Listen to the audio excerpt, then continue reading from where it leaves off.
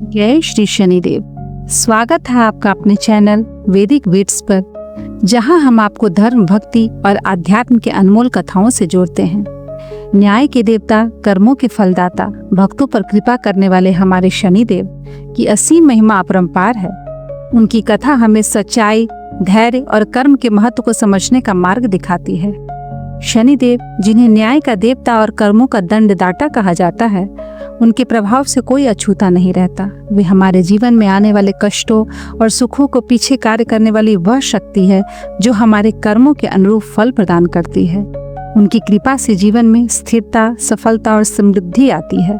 वहीं उनके प्रकोप राजा को रंग बना सकता है। तो चलिए, आज हम सुनने जा रहे हैं श्री शनिदेव महाराज की पावन कथा, जो न केवल हमें उनके रहस्यमयी चरित्र के से अवगत कराएगी, बल्कि वह यह भी बताएगी कि कैसे उनकी पूजा और सच्ची श्रद्धा से हम अपने जीवन के समस्त कष्टों से मुक्ति पा सकते हैं। तो आइए भक्तिभाव से मन को एकाग्र कर शनिदेव की महिमा को सुनते हैं और समझते हैं। ज्योतिष के अनुसार शनि महाराज की किसी राशि में 30 दिन से ज्यादा नहीं रहते। भगवान शिव ने न्यायाधीश का काम 9 ग्रहों में से शनिदेव को ही दिया है। पुराणों में शनिदेव के जन्म की कई कथाएं मौजूद हैं, जिनमें से सबसे अधिक प्रचलित कथा स्कंद पुराण के काशी खंड में मौजूद है। कथा के अनुसार सूर्यदेव का विवाह राजा दक्ष की पुत्री संज्ञा के साथ हुआ था। सूर्यदेव और संज्ञा को 3 पुत्र वैवस्वत, मनु, यमराज और यमुना का जन्म हुआ। सूर्यदेव का तेज काफी अधिक था, जिससे लेकर संज्ञा काफी परेशान रहती थी। वो सूर्यदेव की अग्नि को कम करने का उपाय सोचती रहती थी। सोचते सोचते उन्हें एक उपाय सूझा और उन्होंने अपनी एक हम शक्ल बनाई, जिनका नाम उन्होंने स्वर्णा रखा। उन्होंने स्वर्णा से कहा कि जब तक मैं तपस्या से वापस लौट कर आऊंगी, तब तक तुम महाराज और बच्चों का ख्याल रखना और मेरी छाया बनकर इस घर में सूर्यदेव की पत्नी बनकर रहना। स्वर्णा ने महारानी संज्ञा को कहा, आप निश्चिंत रहिए, यहाँ पर किसी को पता भी नहीं चलेगा कि मैं आपकी छाया हूँ। सुवर्णा के कंधों पर अपने 3 बच्चों की जिम्मेदारी डालकर संज्ञा जंगल में कठिन तपस्या के लिए चली गई। संज्ञा की छाया होने के कारण सूर्यदेव को स्वर्णा पर शक ही नहीं हुआ। इस छाया होने के कारण स्वर्णा को भी सूर्यदेव के तेज से कोई परेशानी नहीं हुई। उधर संज्ञा तपस्या में लीन थी, वहीं सूर्यदेव और स्वर्णा से 3 बच्चे हुए। सावर्णिक, मनु, शनि और भद्रा का जन्म हुआ। कहा जाता है कि एक बार भगवान सूर्यदेव पत्नी सुवर्णा से मिलने आए तो सूर्यदेव के तप और तेज के आगे शनिदेव महाराज ने अपनी आंखें बंद कर ली और वे उन्हें देख नहीं पाए। वहीं शनिदेव के रंग को देखकर भगवान सूर्य पत्नी सुवर्णा पर शक करने लगे। सुवर्णा ने पुत्र शनिदेव को अपने पिताजी सूर्यदेव को प्रणाम करने को कहा तो शनिदेव ने अपनी माता सुवर्णा से कहा कि पिताजी का तेज बहुत अधिक है, मैं उनकी तरफ ठीक से देख भी नहीं पा रहा हूँ, मैं इन्हें प्रणाम कैसे करूँ। उधर सूर्यदेव शनिदेव को अपना पुत्र मानने को तैयार नहीं थे, क्योंकि शनिदेव का वर्ण बहुत काला था। वो बोले कि यह मेरा पुत्र नहीं है और नहीं हो सकता। अपने पिता की यह बात सुनते ही शनिदेव के मन में सूर्यदेव के लिए शत्रु भाव पैदा हो गया। शनिदेव ने अपनी माता सुवर्णा को कहा कि हे माँ, पिताजी ने जो आपका अपमान किया है, मैं एक न एक दिन इसका बदला जरूर लूंगा। पिताजी से भी अधिक श्रेष्ठ बनकर दिखाऊंगा। सुवर्णा बेटे शनिदेव को समझाने लगी कि अपने पिताजी पर इतना क्रोध नहीं होते, अपने मन को शांत करो। पर शनिदेव नहीं माने और बोले, नहीं माता, यह क्रोध तब शांत होगा जब मैं अपने अपमान का बदला लूंगा। इसके बाद शनिदेव ने भगवान शिव की कठिन तपस्या की। शनिदेव की कठिन तपस्या से भगवान शिव प्रसन्न हुए और उन्होंने वरदान मांगने को कहा।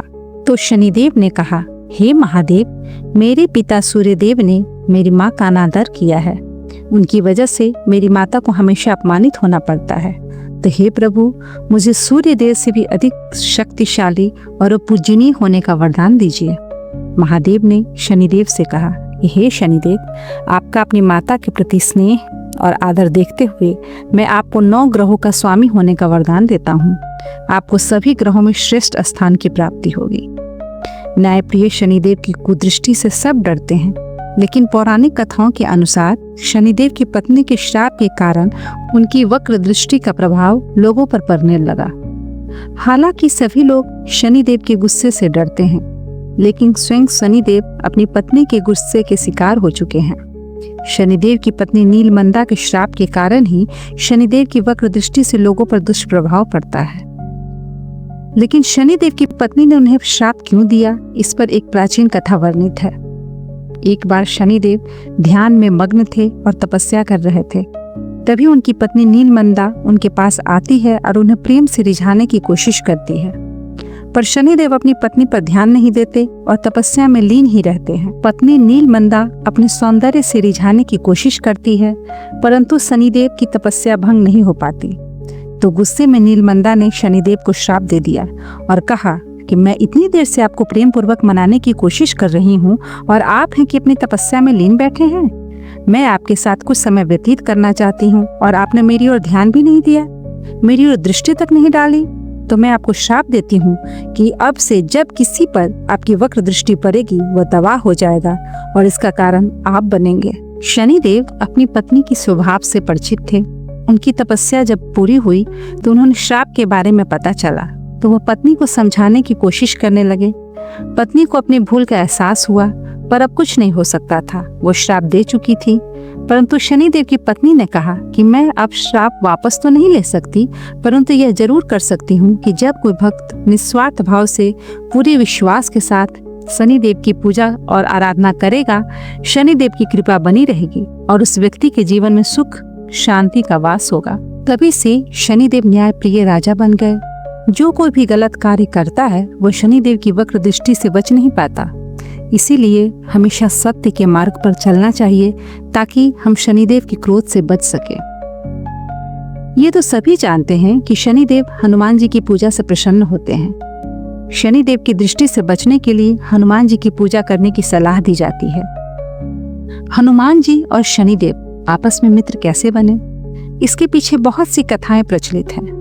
उन्हीं में से प्रचलित एक पौराणिक कथा के अनुसार एक बार शनिदेव को अपनी शक्ति पर अहंकार हो गया। उन्हें लगने लगा कि उनसे शक्तिशाली कोई नहीं है। उनकी दृष्टि मात्र से ही व्यक्ति के जीवन में उथल पुथल शुरू हो जाती है। शनिदेव इसी घमंड में चूर होकर भ्रमण में निकले, तभी उनकी दृष्टि हनुमान जी पर पड़ी। उस समय हनुमान जी अपने प्रभु श्री राम की साधना में लीन थे और राम नाम का जाप कर रहे थे। श्री राम की भक्ति में डूबे हनुमान जी को देखकर शनिदेव ने उन पर अपनी वक्र दृष्टि डाली, लेकिन हनुमान जी पर कोई प्रभाव न पड़ा। इससे शनिदेव क्रोधित हो गए। उन्होंने हनुमान जी को ललकारा और कहा कि ए वानर, देख तेरे सामने कौन खड़ा है। हनुमान जी ने शनिदेव पर ध्यान नहीं दिया और अपनी भक्ति में लीन रहे। शनिदेव ने सभी प्रयास कर लिए पर हनुमान जी पर कोई प्रभाव न पड़ा। तो शनिदेव का क्रोध 7वें आसमान पर पहुंच गया और कहा, मैं शनिदेव तुम्हारी सुख शांति को नष्ट करने आया हूँ। इस संसार में कोई ऐसा नहीं जो मेरा सामना कर सके। क्या तुम मुझ जैसे शक्तिशाली को देखकर बिल्कुल भी विचलित नहीं हो रहे हो? तुम मेरी शक्ति को नहीं जानते। शनिदेव को यह विश्वास था कि ऐसा करने से हनुमान जी भयभीत हो जाएंगे और क्षमा मांगेंगे, लेकिन ऐसा कुछ भी नहीं हुआ। बहुत प्रयास करने के बाद हनुमान जी बहुत ही सहज भाव से बोले, महाराज आप कौन हैं और इस तरह कोलाहल करके मेरी पूजा में विघ्न क्यों डाल रहे हैं? शनिदेव ने कहा, मैं अपना परिचय पहले ही दे चुका हूँ, पर शायद तुमने ध्यान नहीं दिया। अब इसका दंड तुमको अवश्य मिलेगा। मैं अभी इसी समय तुम्हारी राशि में प्रवेश करने जा रहा हूँ, तब समझ में आ जाएगा कि मैं कौन हूँ। हनुमान जी ने कहा, हे शनिदेव, आप कहीं और जाएं और मुझे अपने प्रभु का स्मरण करने दें। कृपा करके मेरी साधना में विघ्न उत्पन्न करने की चेष्टा न करें। हनुमान जी की यह बात सुनकर शनिदेव का क्रोध और बढ़ गया और उन्होंने हनुमान जी की भुजा पकड़ ली और अपनी तरफ खींचने लगे। हनुमान जी को लगा जैसे उनकी भुजा को किसी ने दहकते अंगारों पर रख दिया हो। उन्होंने तुरंत एक झटके से अपनी भुजा को शनिदेव की पकड़ से छुड़ाया। इस पर शनिदेव ने विकराल रूप धारण कर लिया और दूसरी बांह को पकड़ने की कोशिश की, तो हनुमान जी को और क्रोध आ गया और उन्होंने अपनी पूंछ में शनिदेव को लपेट लिया। हनुमान जी ने कहा कि मैंने आपसे कहा कि आप मेरी पूजा में विघ्न न डालें, पर आपने तो मेरी बात ही नहीं मानी।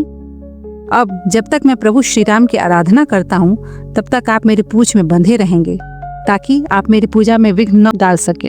शनिदेव ने कहा, ए वानर, तुम तो क्या, तुम्हारे प्रभु श्री राम भी मेरा कुछ नहीं बिगाड़ सकते।